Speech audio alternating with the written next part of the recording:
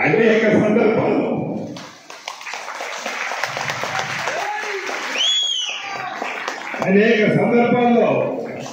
కన్నీరు నా కార్యకర్తలు నా నాయకులు పెట్టుకున్నప్పుడు వారి ముందు నేను బాధపడితే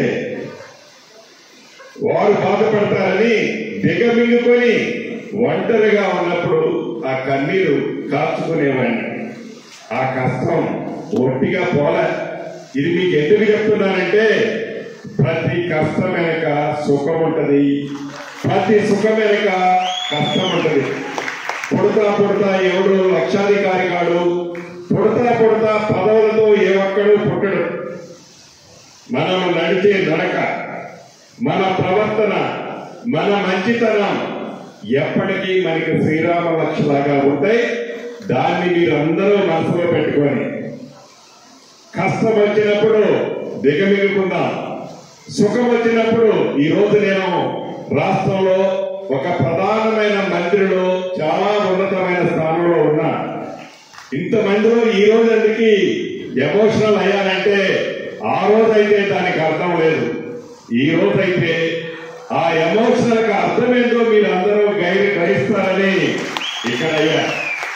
ఆ రోజు నేను బాధపడితే నా ఎమ్మటున్న లక్షలాది మంది అభిమానులు భీమవరం అవుతారు.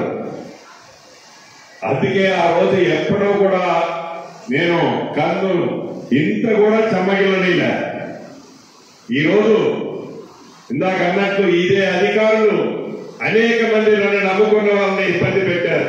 అక్కడ దాకా ఎందుకు, ఇదే కిరణ్ తమ్ముడు సత్తుపల్లిలో మిత్రులతో ఏదో నిరుద్యోగ యువతతో ఒక మంచి మీటింగ్ పెడితే ఆ మీటింగ్ లో ఆనాడున్న అధికారులు వాళ్లే ఇప్పుడున్నారు.